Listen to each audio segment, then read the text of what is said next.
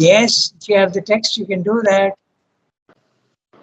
The Indian social tendency has been to subordinate the individual to the claims of society, but Indian religious thought and spiritual seeking have been always loftily individualistic in their aims.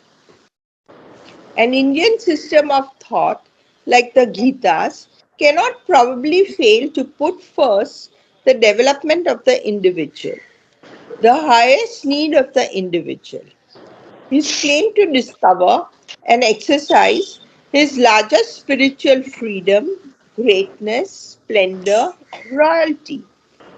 Dash, his aim to develop into the illumined seer and king in the spiritual sense of seerdom and kingship, which was the first great charter of the ideal humanity promulgated by the ancient Vedic sages to exceed himself with their goal for the individual, not by losing all his personal aims in the aims of an organized human society, but by enlarging, heightening, aggrandizing himself into the consciousness of the Godhead.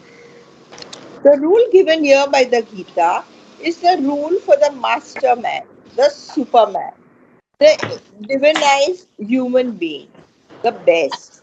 Not in the sense of any Nietzschean, any one sided and lopsided, any Olympian, Apollonian, or Dionysian, any angelic or demonic supermanhood, but in that of the man whose personality has been offered up into the being, nature, and consciousness of the one transcendent and universal divinity, and by loss of the smaller self, has found its greater self has been divinized.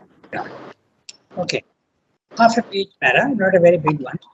So, is given in Indian society, there is a difference between the social tendency and the religious tendency. That's what the Indian society has always said that the family is important, the community is important, the nation is important, so the collective aspect. But spiritual individual spirituality in the individual, okay, uh, very much that the individual must get his full freedom to do what he wants. Then only he can develop himself.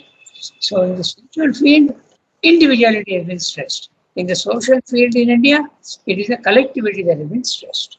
So, and what happens when Sri Aurobindo comes into the scene? He says that the individual certainly must have full freedom, but ultimately his freedom and his liberation must be extended to entire mankind. Okay. First of all, the community, then the to entire mankind. There has to be a general, universal um, ascent to the higher levels of consciousness. So, I'll read his sentence and we'll see what he's saying. Okay. The Indian social tendency has been, it's not an ideal or it's not a rule, but it's a tendency. Okay. It normally tends to, and it begins actually at this joint family system. Na? In India, the joint family system is a very big thing. It may not be so prominent at all in other countries and other cultures. In fact, in West, it's the opposite. As soon as um, the child, a son or daughter becomes adult, the daughter is married off and told to go off, and the son also is told to get off. By the way, interestingly, it is like that even in the animal kingdom. Okay, as soon as in a lion's herd, okay, a little cub is taken care of very much, okay, with great love and affection. The whole um, society, the herd, takes care of the small cub. But as soon as he becomes adult, he is chased off. He is not allowed to remain in the. And that's because of biological reasons, because there can be competition between the alpha males and all that. So that tendency starts even at the animal level. It's very interesting. Okay. So the Indian social tendency has been to subordinate the individual, make him less important than the claims of society. But Indian religious thought and spiritual seeking have always loftily individualistic in their aims. Give the spiritual man full freedom to do what he likes. And that's why he said in the synthesis of yoga that he is even asked to even leave society because uh, he is often given full freedom to leave the society. Okay, because uh, if he uses his freedom too much in society, he will be a bad example for um, the discipline of the society. So he actually asked to leave also. And that's how the tendency of the ascetic came about in India. An Indian system of thought, like the Gitas, cannot possibly fail to put first the development of the individual, the highest need of the individual, his claim to discover and exercise his largest spiritual freedom, greatness, splendor, royalty. Now, these can be interpreted in two ways. Okay, if you have an ego, you will definitely want freedom, but not spiritual freedom. You will want social freedom. You will want economic freedom. Okay, you will want other types of freedoms, but not the spiritual freedom. If you have an ego, and you will think yourself to be great, that also is a problem. Splendor. Okay, you want to become rich. You want to become famous, and royalty. You want to be the king of everything. But these words are being used in a spiritual sense. Okay? When you become spiritually, you get freedom, you are great. Great from the spiritual point of view. Splendor, the consciousness is splendor, full of splendor. And royalty, you feel that like you're a king. I told you once a story about Raman Maharshi. It's very interesting, royalty. Here is Raman Maharshi who is almost half naked. Okay, why half? He is only wearing a small copin, that means a loincloth. But otherwise, the rest of the body was absolutely naked. And he used to, when he was hungry, he would go out into the streets and beg. And this is not in ancient India, it's in modern times. 1950, he passed away. So he is going about like that. And when someone asked him, later on in life, when he became very famous, someone asked him, you went about like that, begging in the streets, naked. You didn't feel a little shy or ashamed of yourself. You were begging, and you were an educated person, fairly educated, and you were begging. Didn't you feel ashamed? And he replied, not at all. I was a king. Okay, so this royalty reminds you of that. Okay, so it's an inner royalty. It's not the outer royalty of good clothes and good food and status in society. It's the royalty of the spiritual world.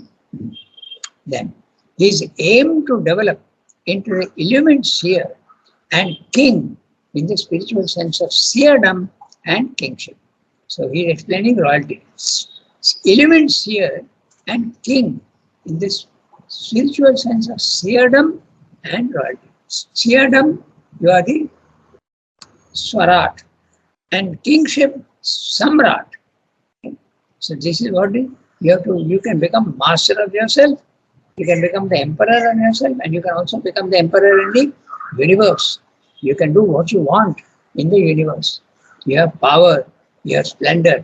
Not others don't see it, but you can do that. That's what Sridhar is doing, determining so many events in history.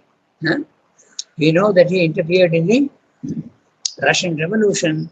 He also interfered, or rather put his force in Turkey and made it was an Islamic Khilafat. Okay?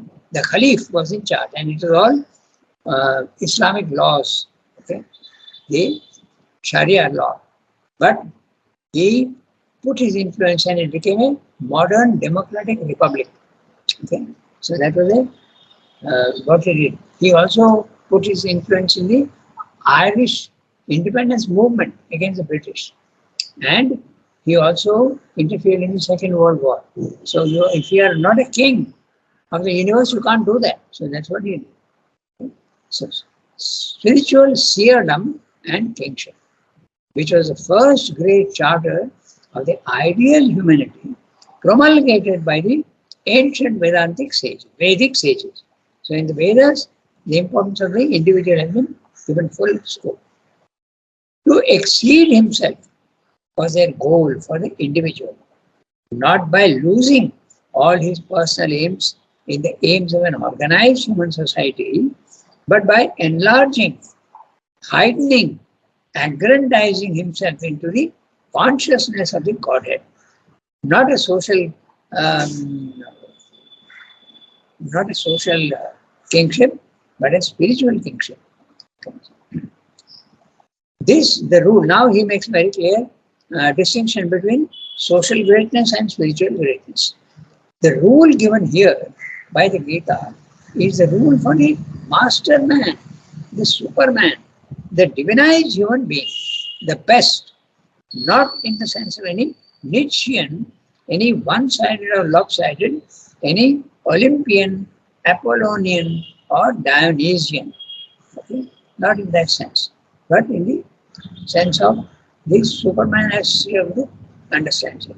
So Nietzsche was a German philosopher who had the experience of the self, but he had the experience of power. So his idea of Superman, he uses the word Superman, but his idea of Superman was someone who is great in a social sense, and he has to lord it over the others. He has the power to be superior to the others.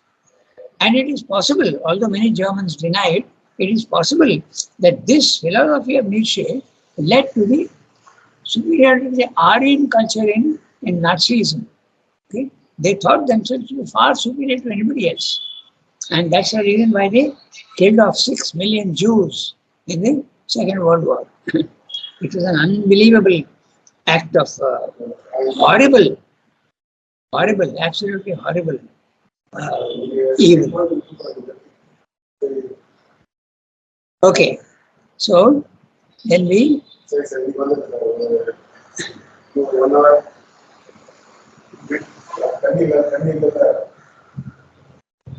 Someone is talking in the background?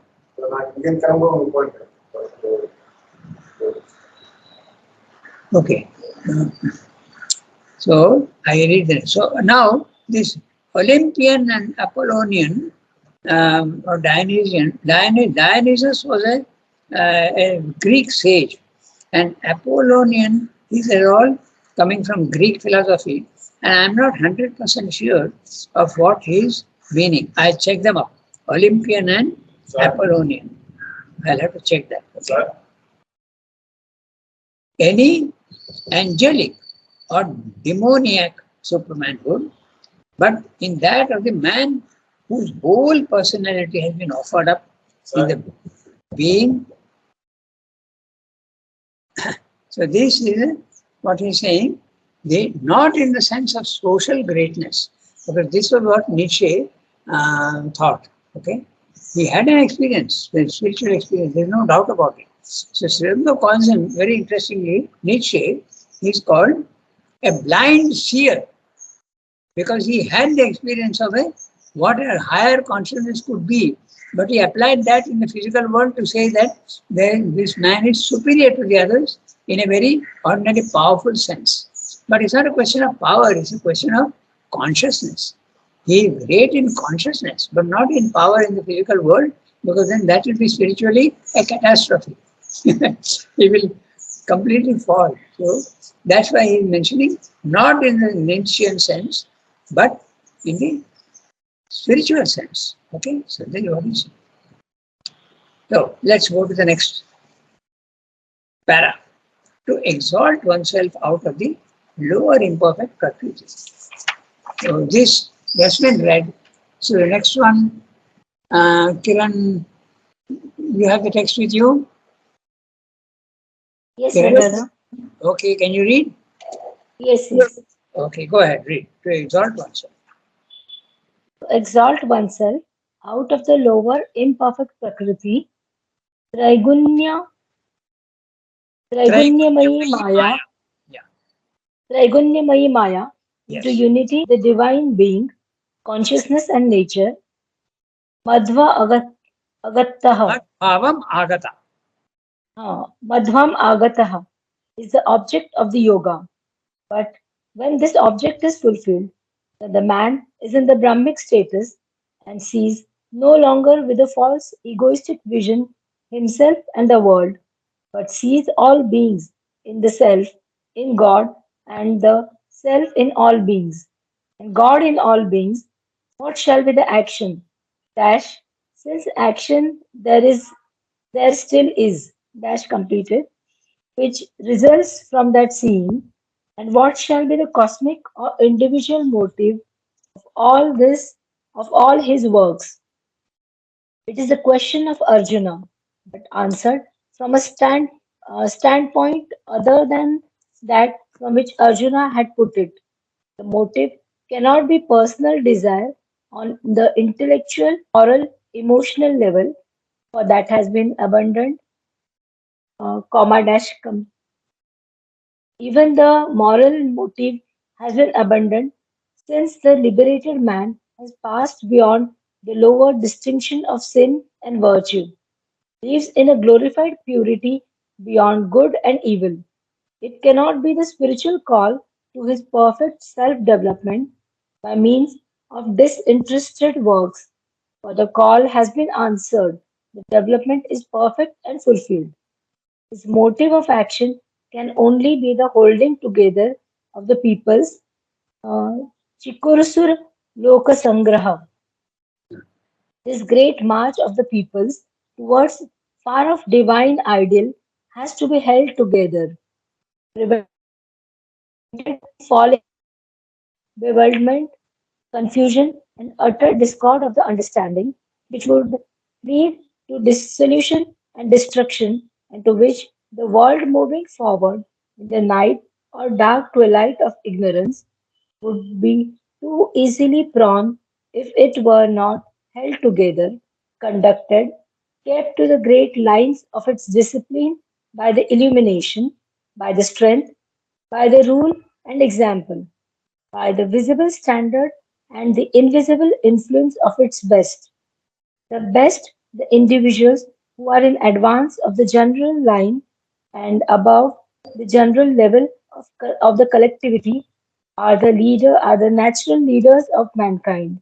For it is they who can point to the race both the way they must follow and the standard or ideal they have to keep to or to attain. But the divinized man is the best in no ordinary sense of the word, and his influence, his example must have a power which that no ordinary superior man can exercise. What example then shall we give? What example then shall he give? What rule or standard shall we uphold? Okay, quite a big para. We'll read that quickly. We have got time. We'll read the to exalt oneself out of the lower imperfect prakriti, Traigunyamai Maya, into unity with the divine being, consciousness and nature, Madbhavam Agata is the object of the yoga. So, very clearly he is defining what it is, but we'll have to see some of the terms. First of all, to exalt oneself out of the lower imperfect prakriti. So, it is not to exalt oneself socially and exalt oneself materially. Okay, you can do that. Okay, I had a very interesting experience once of this. It is not at all so common. It is not at all so. It's a different way of understanding to exalt oneself. So I'll tell you. I used to wear pajama. Even now, I wear a pajama and a shirt. Okay, and I was working in the press and I had to go and see the industries department and all that. I had to very often go to government offices. So one day I had worn a trouser. And when I went to see that officer, he's telling me, "Oh, you have progressed a lot." So I mentioned this to you to say how people understand by to exalt oneself. Okay, so it's not exalt oneself materially or socially or financially. It is to exalt oneself from the lower imperfect prakriti. Imperfect prakriti, We have anger, we have jealousy, we have selfishness, we have irritability. All these are the imperfect lower prakriti. So this is what you have to get rid of. That's the exaltation in that sense. Okay. And there's one word for it, Traigunyamai Maya. Triguna Tita. You have to become Triguna Tita. And what are the three gunas? Sattva, Rajas, Tamas. Okay. So Traigunyamai Maya. You have to get, and Maya, because it's a, in the physical world it is Maya. Okay, you have to get rid of all those things. Into unity with the divine being. You become one with the divine consciousness and nature. Mad bhavam agata.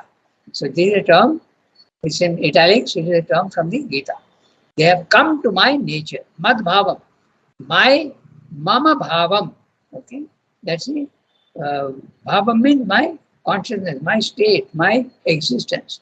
Agata. They have come to my condition of consciousness. And there is a footnote there, so we'll read that footnote. And he explained the terms. Sayujya, Salokya, and Sadrishya or Sadharmya. Okay? So Sayujya is the mukti which you become, in which you become one with the divine. Yuj is the root, meaning complete union, the join. Yug. Okay, from which the yuj is a root. So yoga comes from there. Yoga is joining the individual soul to the divine soul. So that's what it meant. So there is one type of mukti. Then there is salokya mukti. Salokya mukti is you are living in the same world as the divine. So, and the divine also has got so many different levels. So it depends at which level you are saying. Ananda Loka, Brahma Loka, Jana Loka, Vijnana Loka. There are so many lokas. So you are living in the same world of the divine. And the divine can be anything it can. So that is the Salokya Mukti. Salokya. Then there is Sadrishya Mukti. Sadrishya Mukti, you become in nature like the divine. Not physically, but the inner being. The nature becomes like that of the divine. Okay? So Sayujya is usually the path of Jnana Yoga. Salokya is the path of the Bhakti Yoga. And Sadrishya is the Karma Yoga. Okay? Or Sadrishya and Sadharmya. Your nature becomes like that of the divine. Okay? Sadharmya, Sendra is explaining, is becoming a one law of being and action with the divine. Okay? So, this is the footnote. Mad bhava magata is the object of the yogas. But when this object is fulfilled, and when is it fulfilled? When you go to level 2. Okay? Srimdo's object is not fulfilled. Srimdo's object is level 3. But when you go to level 2, the Brahmic consciousness, when that object is fulfilled, Srimdo is now going to ask you questions. Okay?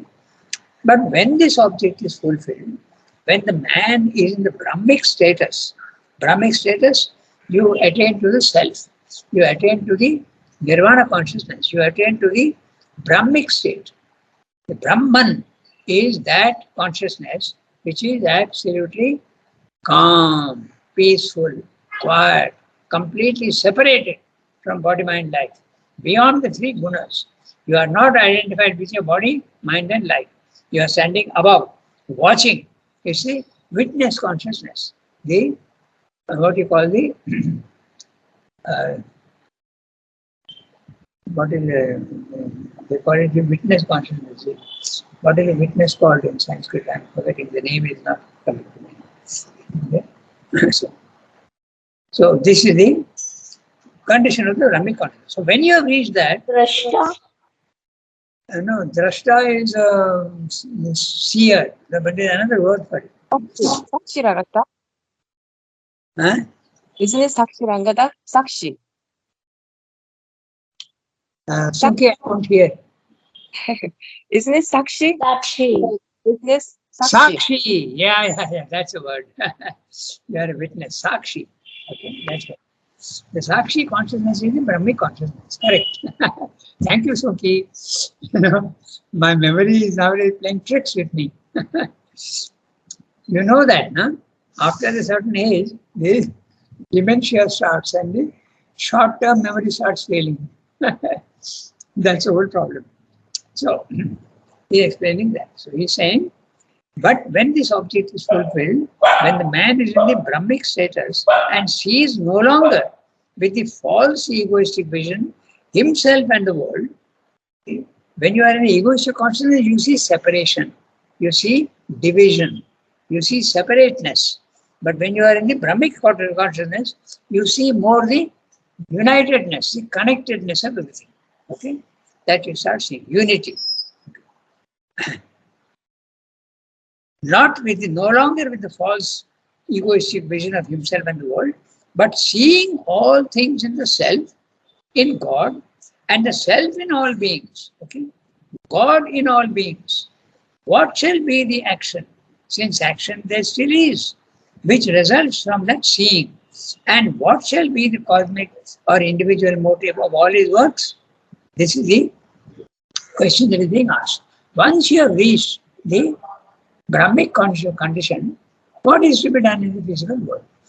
90% in India thought that the aim of spiritual life is fulfilled and you can disappear into the infinite or do whatever you want. You can remain forever in the subtle worlds. Okay, you can remain in the Brahmaloka, Janaloka, okay, Vijnanaloka, all these you can remain. Brahmaloka, wherever you want you can stay and remain there forever. But instead of those cases is different. He says take birth again and come down and help others and do God's work. So there is a question being asked. Okay, so what should be done? It is the question of Arjuna, but answered from a standpoint other than that from which Arjuna has put it. So Arjuna is asking the question he has given in Sanskrit itself, transliteration. Kim prabhasheta, kim asita, vrajeta kim. How does a man who has attained the goal of Brahman, how does he talk? Prabhasheta. How does he sit? How does he move? Okay. I want to know what are the signs, physical signs, by which you know that a man is in Brahmic consciousness. So, Sri Krishna answers him that there are no such signs, outward signs. You will not be able to make out. The signs are all inward, of consciousness. They are inward, not visible to the normal eye. Okay, so that's what he said. It is the question of Arjuna, but answered from a standpoint other than that which Arjuna has put it. Arjuna wants to know physically how he can recognize a man who is in Brahmic consciousness. But Sri Krishna answers in a totally different way. The motive cannot be personal desire on the intellectual, moral, emotional level, for that has been abandoned. Okay, you don't have any personal desire. Even the moral motive has been abandoned. Okay, even morality. That is something that you have to understand. I won't go into too many details, but when you go to the spiritual level of consciousness, morality does not apply anymore. Okay? One day we will discuss that in great detail. But good and bad are, in the physical world, good and bad are very important for us. We should not do bad, but we should do only good. But when you go to the superior level of consciousness, these are moral, mental standards which don't apply.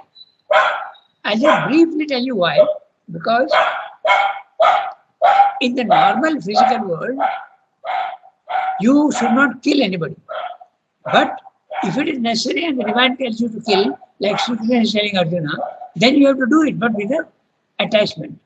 Only being a sakshi. So that's perfectly. So naturally you are above morality. Okay, you can also tell lies, okay, with a good intention. It depends entirely on the intention and the consciousness, not what you are doing. So this is why you become above morality. That's what Sri Krishna. But that does not mean to say that you are not moral, you are immoral. You are above morality, which is a different thing. 90% of your behavior will agree with morality, but not always. That's the whole point.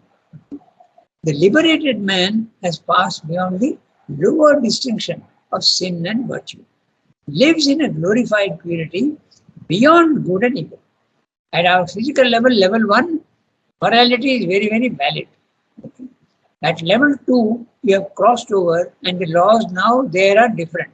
Okay, they are not morality, they are spiritual. Okay. It cannot be the spiritual call to his perfect self-development by means of disinterested works. Srivya is going to answer the Arjuna's question. How does a man in Brahmic consciousness, what does he do? How does he talk? How does he walk? Okay. But he is going to tell him the signs are all internal. And he is going to explain. That's what we are going to read now in this para. It cannot be the spiritual call to his perfect self-development by means of disinterested works. For the call has been answered. The development is perfect and fulfilled. His motive of action can only be the holding together of all the peoples. Chikir Shur Loka Sangraham. Okay? So, Chikir Shur, the desire for Loka Sangraham, the desire for maintenance of society in the right way. Okay? This great march of the peoples towards a far off divine ideal has to be held together, prevented from falling into the bewilderment, confusion, and utter discord of the understanding, which would lead to dissolution and destruction, and to which the world moving forward in the night or dark twilight of ignorance would be too easily prone if it were not held together, conducted, kept to the great lines of its discipline by the illumination, by the strength, by the rule and example, by the visible standard and the invisible influence of the best. The best are those who are at a higher level of consciousness. So he's saying that the motive of the spiritual man will be to hold the laws of the physical world together, Loka Sangraham. Okay? Because if that is not there, there will be confusion and the Kali Yuga will start. So that is what the avatar does. That's what the yogi should do. Okay. And how do they do that? Not by outer law and outer, but by illumination, by the power that he has got, by the strength, by the rule and example. Okay.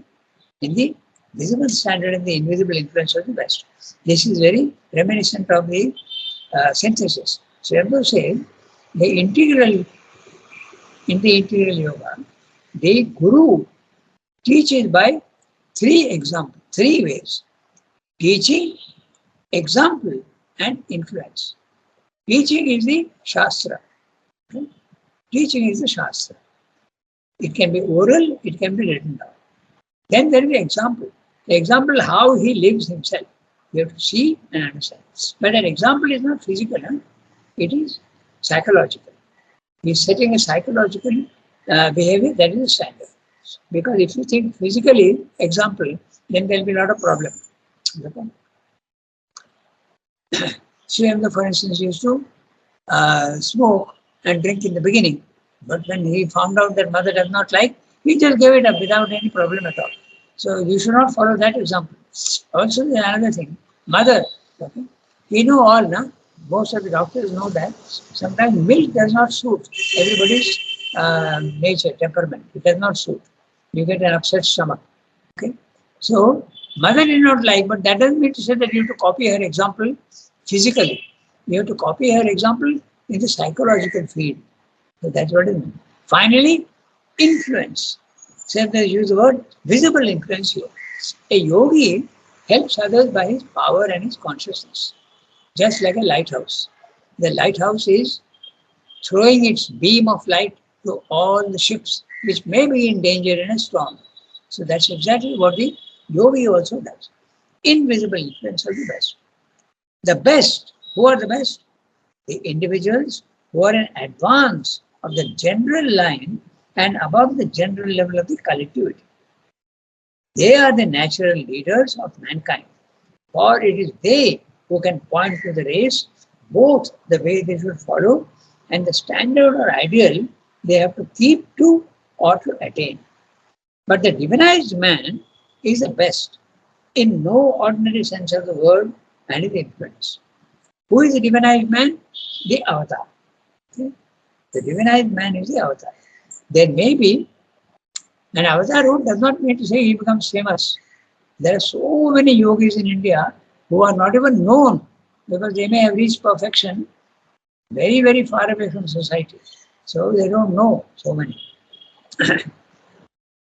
So that is the divinized man. He is the best in no ordinary sense of the word, and his influence, his example, must have a power which that of no ordinarily superior man can exercise. An ordinarily superior man will not be able to use his power effectively everywhere. But the yogi and the divinized man, yes, they have power which they can use subtly to do good to mankind. What example then shall he give? What rule or standard shall he uphold? So that the next paragraph. Okay, he's going to explain in the next paragraph. But now we have already come to our, it is 8:37, only 3 minutes. So we can't even read the next para. So we'll keep it for next time. Okay. So, in order to indicate more perfectly, you can note down that. Okay. So, okay, everybody. Merci beaucoup. Buon giorno, merci beaucoup, Rangada. Bonjour to everyone.